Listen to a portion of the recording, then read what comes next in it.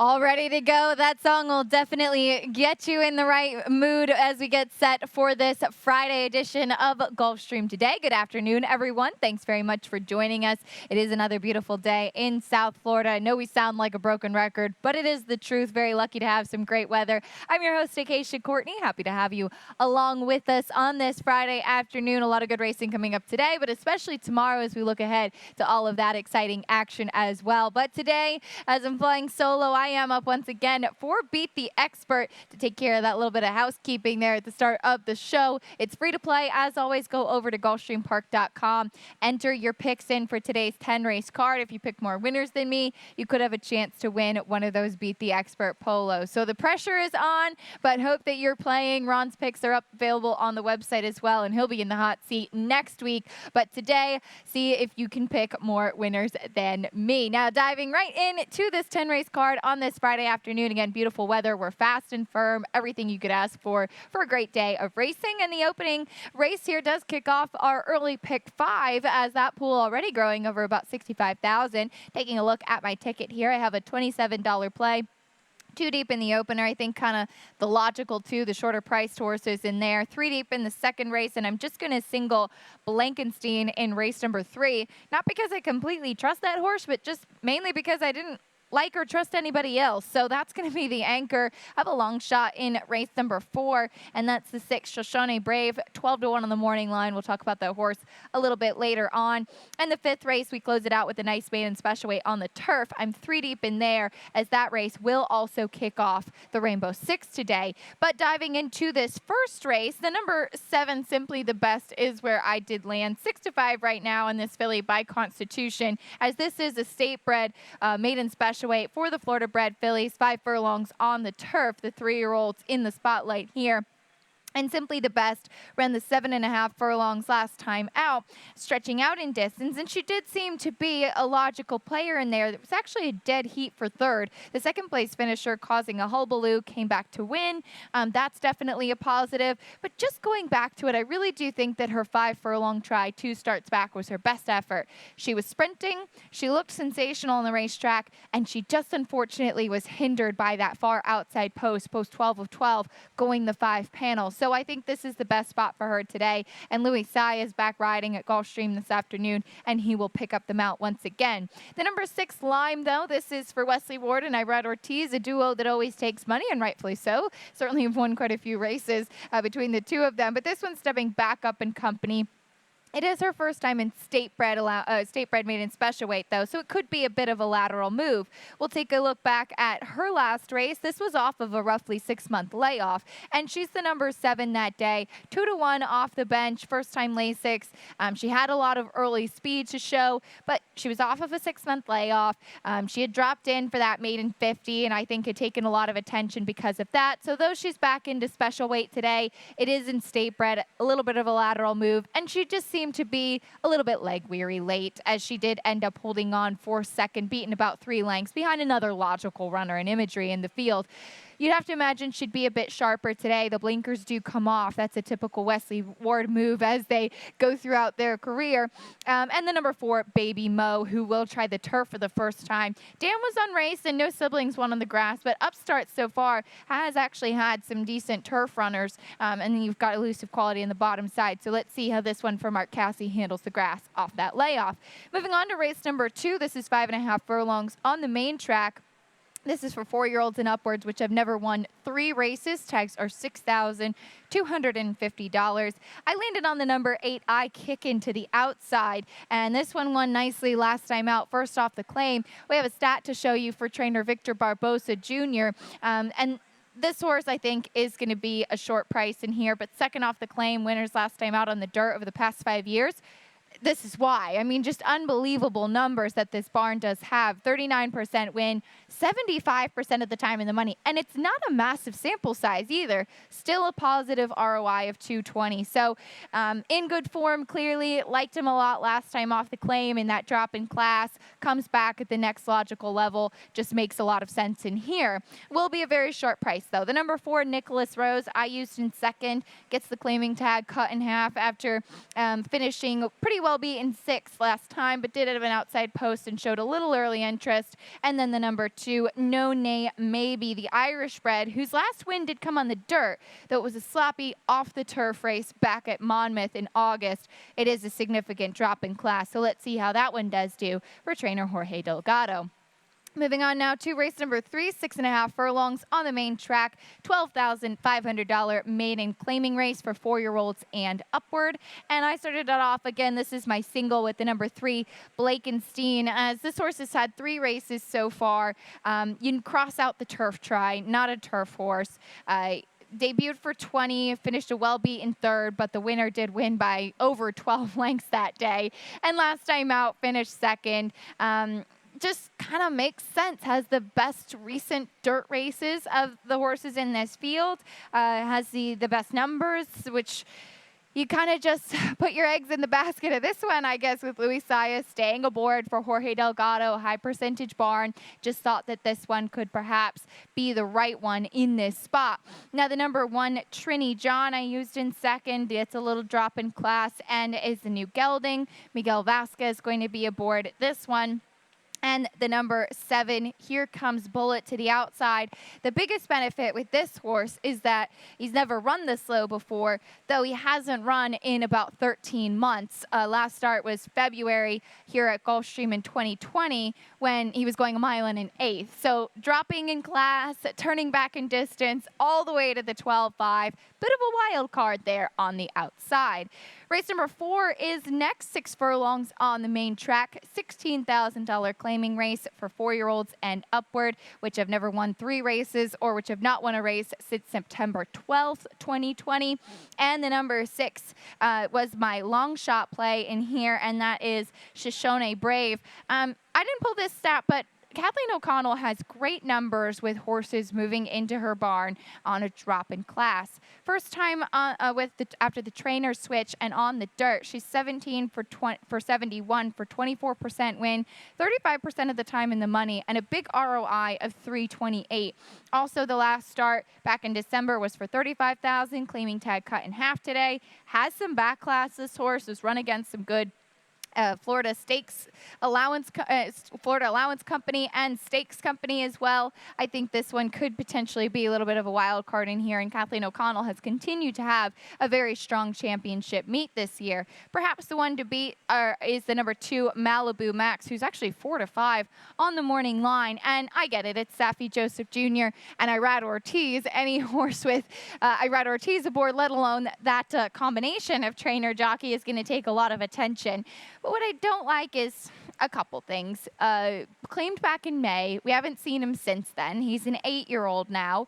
Drops in class from 35 to 16. As we always talk about, the horses owned by Frank Carl Calabrese for Saffie, they just put horses where they can win them, so that makes sense. I don't put too much stock in the drop given the connections. However, the last race for 35 was a victory back in that day. Had some back class, certainly. Couple of questions just about this horse and what we're going to get to see from him. You also have the 3, Gnarly, who's taking a drop in class off of a layoff since October. Paco Lopez going to be aboard that one for trainer Fernando Abreu. So I'll try to upset the 2 favorites with a long shot there in the 4th race. We'll also include the 4, Vinny Van Gogh, who's first off the claim for Victor Barboza. With that said, that's the first 4 races on the program. We'll take a quick break, and when we come back, we'll talk about today's Rainbow Six.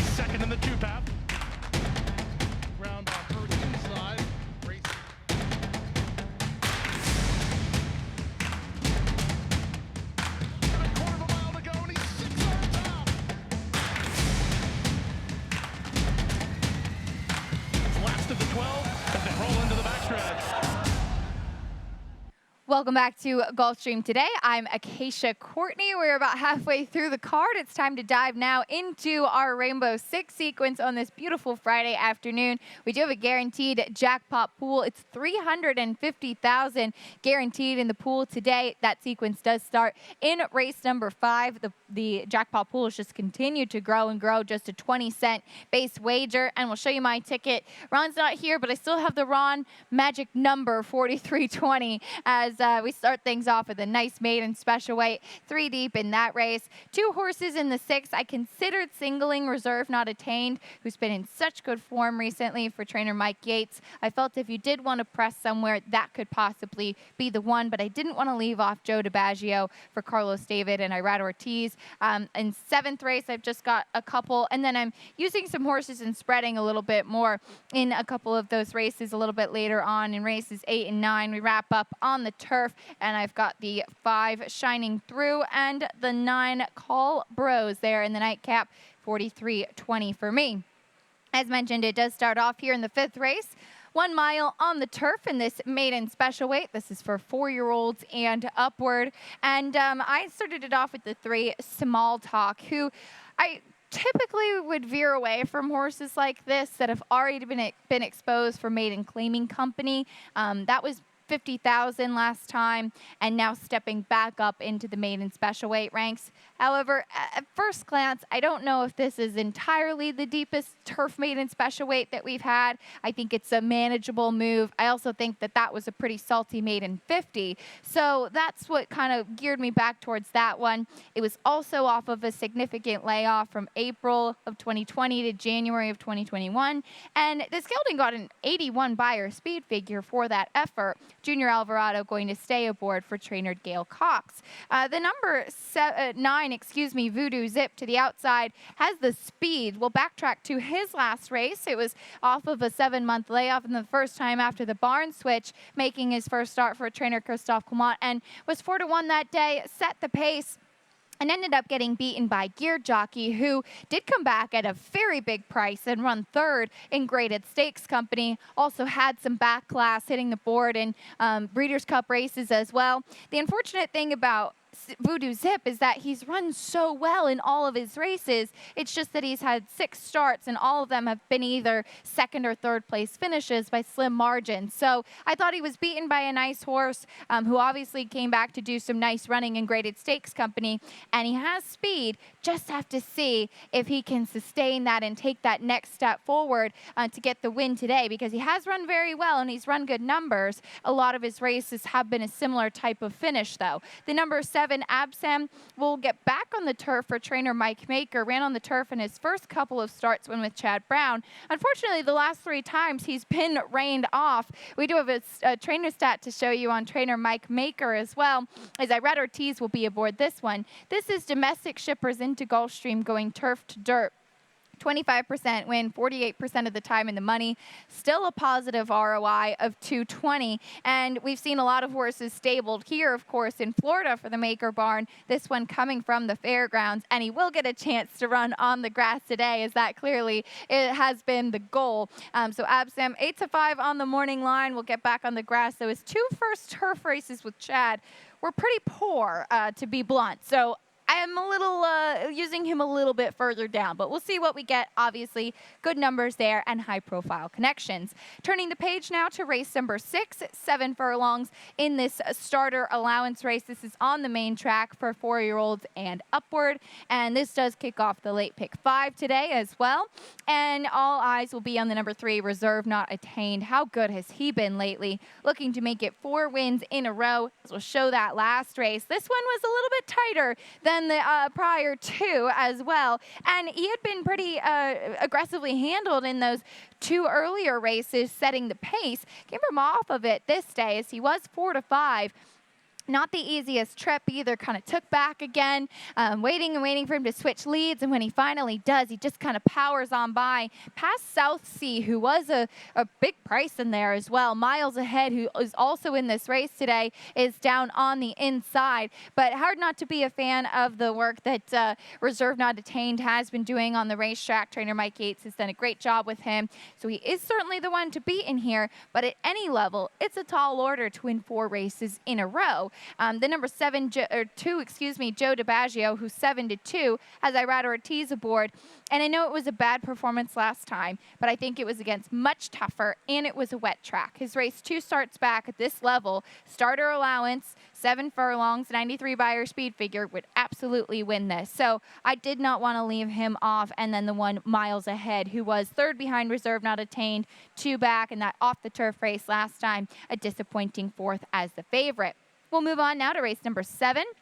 It's a 1 1/16 on the turf here, $20,000 claiming race for the 3-year-olds. Started it off with the one Golovkin, who broke his maiden in a fine field for maiden 50 back in January. Stepped it up, showed some speed for that open $50,000 claiming race. 2 starts back, dropped a little bit last time, and I thought was pretty disappointing as the favorite that day. Was pony back, but it is, I think, encouraging to see him coming back relatively quickly after that effort and just dropping in class. I think it was, to be honest, a pretty dressed up maiden 50 that he did win. So I really do think, just based off of his last couple of starts, that this just might be the right spot for him. Being realistic, he has early speed, and this could be a good place for him to get back to the winner's circle again. The number 3, Optimistic Valor, intrigued me. Broke his maiden here at Gulfstream last time for $16,000. Has had two starts with the current barn with Mike Tomlinson. Both of them have been here over the Gulfstream turf, and both of them have been, I think, solid efforts. Ran a fine 4th, 2 starts back, but obviously took a big step forward last time. Had to face winners for the first time, but I did visually like that effort. And I think, finally, the number 6, My Maximilian, might be overlooked a little bit in this spot. He intrigues me quite a bit. Won and broke his maiden in December at 13-1, over his head a bit for 35, 2 back. Last time, I thought actually ran an okay race on a good turf course. We're back to firm today. He might be one to watch out for in this spot and maybe be a little bit of a price flying underneath the radar. Race 8 is up next, 6.5 furlongs in this $50,000 starter allowance. This is for 4-year-olds and upward. And the number 8 Mustang Cat for the Red Hot Peter Walder barn was where I did land. This one ran in an off-the-turf race last time and actually ran very well, beaten just by 3/4 of a length in that starter allowance. I know it was 12-5, 2 back, and this is a 50 starter, so maybe there's a couple of questions class does go, but his efforts, I know they were lower level claiming races. He caught an 82 and an 80 Beyer speed figure for those 2 efforts back in November and December. I think that certainly puts him right in the mix here. He has speed in the outside post. Paco Lopez aboard. Peter Walder's barn has been going very well lately, so I think that this could be a good spot for this horse in here. Certainly eyes will be on the 5 Well Done West, who's second off the claim for Danny Gargan. And obviously the Gargan barn has had a fantastic meet as well. This one did debut sprinting with previous connections, finished 3rd that day, stepped back up to maiden special weight last time and went a mile and got the win by open length. So I'm a little curious about the turn back in distance today. It's clearly handled and seemed to relish the mile last time out. Obviously eligible for the 50 given the debut at the maiden 50 level. But the turn back in distance, I wonder a little bit. One thing we do know is that he's in very good form right now and has seemed already to be a good claim. I rounded it out with the 6 September 10, who, to be honest, on paper, I don't really like in this spot. But Irad Ortiz is climbing aboard. I know he's going to take some money off of that as well. He does have a good tactical stalking running style, and I think you do have to pay attention to where our leading rider does land. Maybe could grab a share in this spot. Race number 9 is 5 furlongs on the turf. The starter optional claiming coming up next for 3-year-olds and 5 furlong sprint here. I landed on the number 8 Exchange Day, who's a 4-time winner out of his 8 starts for trainer Eddie Plesa Jr. We'll backtrack to his last race, which was a nice effort setting the pace. Don't think he beat much behind him, to be quite honest, but he did it nicely. set the pace there on that left lead. But he, I think, just really seems to love sprinting on the Gulfstream turf here. Faced tougher 2 starts back, and I know that's on paper the condition that he's running in today. But there's no likes of nitro time like there was 2 starts back that he was on the chase with. I think that he's going to be able to set the pace in here under Luis Saez, especially with the scratch of American Matters, who was the one that I was really worried about as far as the pace does go. I just don't think that Ensign Parker is really quite as quick and can sustain it as much as far as pace. So I'm thinking Exchange Day could get pretty comfortable on the front end, setting the pace under Luis Saez, and Ensign Parker maybe kind of right in that stalking spot. We'll see. If they do start dueling up front, it could set it up for the likes of the 6 Deputy Indy, who won last time out from an outside post to break his maiden, stepping up to the next level. But I think this is the logical spot for him. Final race of the day is the 10th race, 1 mile on the turf in this $12,500 claiming race. This is for 4-year-olds and upward, which have never won 2 races. The number 9 to the outside was where I did land, kind of begrudgingly. Call Bros. I realize he's going to be a short price, and he was disappointing 2 back. I know that was for 35. Dropped to the 12.5 last time out, and he finished a good 3rd. But the Joe Orsino barn has been in a good groove right now. Irad Ortiz aboard, and thinking that this is one who could potentially be a big part of the pace from the outside. The number 9, Shining Through, they actually come out of the same race. The reason I didn't put Shining Through on top is that he just never really seems to win. He ran a good race last time over Call Bros. They were only separated by 3/4 of a length, and it was very close between the top 3 finishers, in fact, in that race on February 19th. This one does tend to come from pretty far off of it, so that's another benefit of Call Bros. It has a little bit more early foot. Shining Through, 1 for 22 as far as the win column does go, 7 seconds and 4/3, so he's been great at grabbing a share. I thought that we could see some improvement from the 2, Dreamin' of Seville. Comes out of that same race. He was a little bit further back and 5th. He does have the ability to kind of be up on top of the pace a little bit more tactical. At least that's what he was back in the summer. I hope they go back to these tactics. He's also 3rd off the layoff today for a barn that can have some horses kind of slide under the radar at some good prices, and keeps Edgard Zayas aboard, and then wrapped it up with the number 10, Where You Going, Owen from the outside, who had a really good race at Tampa 2 starts back. Let's see if he can run back to that. But that wraps it up for our live races as far as the handicapping segment does go. We'll take a look now at the lightning round and what's coming up, and we'll do a little backtrack to yesterday. First and foremost, I think an allowance race that many more people watch than typically would tune in for an allowance race, and that was Prevalence, who was very impressive in his debut race on the Pegasus World Cup undercard, came back and won this mile allowance in his 2nd start. Be interested to see where he does go next. He got an 86 buyer for that allowance victory, and that was one of 3 wins on the day for his jockey Tyler Gaffleone as well. Trainer Brendan Walsh there in the winner's circle, and our own Samantha Perry in the winner's circle as well. All great to see the team winning and seeing Prevalence come back a winner. Again, it would be very interesting to see where he does go next after that mile win.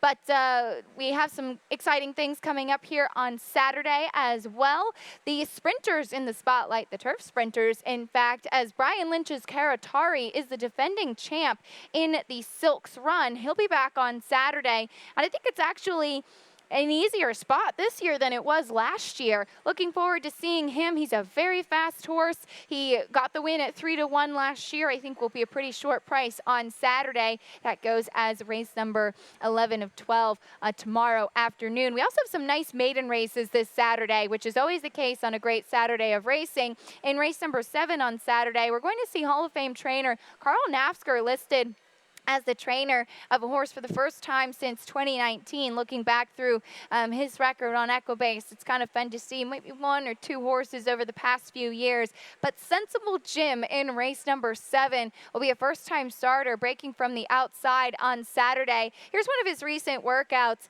up at Palmettos over the turf course, but this one is owned and bred by Jim Taffel LLC. Of course, the late Jim Taffel, a long time associated with Carl Nafsker and speaking to Ed Gray in the media office, Carl said, as long as Jim Taffel has horses, he will train them. So Carl actually trained the last 5 generations on the bottom side of Sensible Jim. So looking forward to seeing that one. As far as first-time starters do go, too, out at our sister track at Santa Anita, there's an exciting one. The half-brother to American Pharoah. That's Triple Tap by Tappet, of course, debuting for Bob Baffert.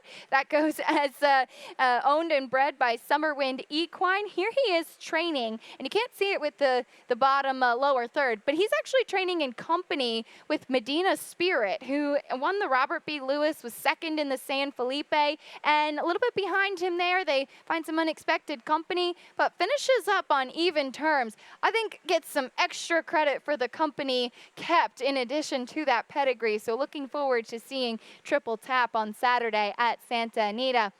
But for now, that will do it for me. Be with you all afternoon on this 10-race card. We'll send it up to the one and only Pete Aiello now for Scratches and Changes.